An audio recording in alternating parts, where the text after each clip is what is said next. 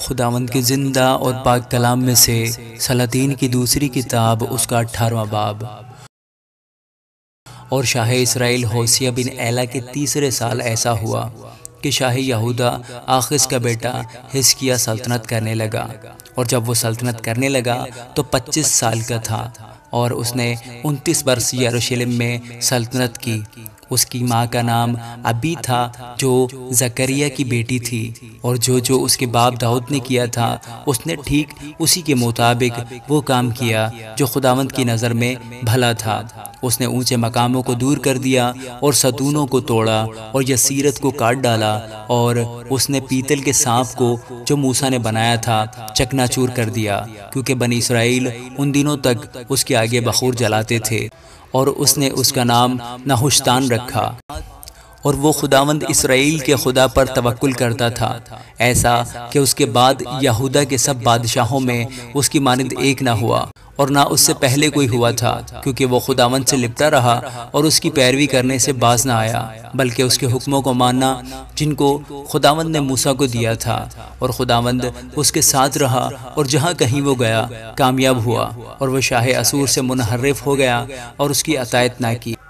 اس نے فلسطینیوں کو غزہ اور اس کی سرحدوں تک نگہبانوں کے برج سے فصیلدار شہر تک مارا، اور حزقیہ بادشاہ کے 4تھے برس جو شاہ اسرائیل ہوشیہ بن ایلا کا 7واں برس تھا، ایسا ہوا کہ شاہ اسور سلمنسر نے سامریہ پر چڑھائی کی اور اس کا محاصرہ کیا، اور 3 سال کے آخر میں انہوں نے اس کو لے لیا، یعنی حزقیہ کے 6 سال جو شاہ اسرائیل ہوشیہ کا 9واں برس تھا، سامریہ لے لیا گیا، اور شاہ اسور اسرائیل کو اسیر کر کے اسور کو لے گیا، اور ان کو خلہ اور جوزان کی ندی خابور پر اور مادیوں کے شہروں میں رکھا، اس لیے کہ انہوں نے خداوند اپنے خدا کی بات نہ مانی، بلکہ اس کے عہد کو، یعنی ان سب باتوں کو جن کا حکم خداوند کے بندہ موسیٰ نے دیا تھا، عدول کیا، اور نہ ان کو سنا نہ ان پر عمل کیا۔ اور حزقیہ بادشاہ کے 14ویں برس شاہ اسور سنہیرب نے یہودا کے سب فصیلدار شہروں پر چڑھائی کی اور ان کو لے لیا،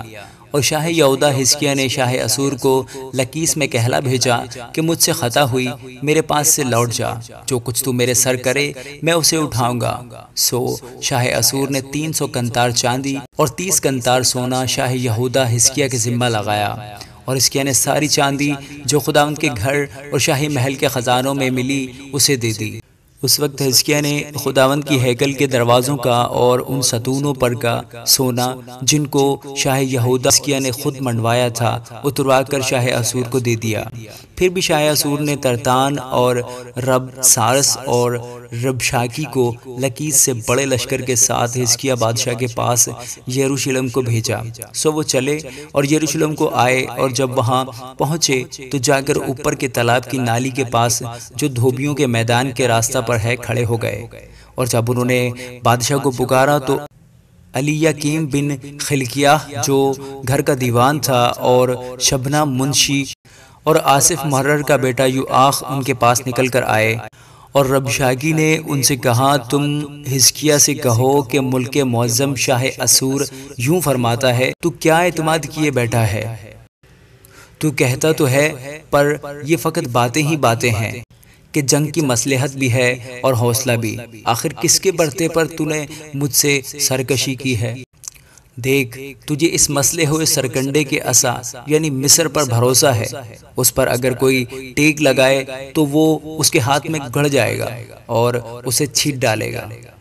شاہ مصر فرعون ان سب کے لیے جو اس پر بھروسہ کرتے ہیں ایسا ہی ہے، اور اگر تم مجھ سے کہو کہ ہمارا توکل خداوند ہمارے خدا پر ہے، تو کیا وہ وہی نہیں ہے جس کے اونچے مقاموں اور مذہبوں کو حزقیہ نے ڈھا کر یہودا اور یروشلم سے کہا ہے کہ تم یروشلم میں اس مذبح کے آگے سجدہ کرو؟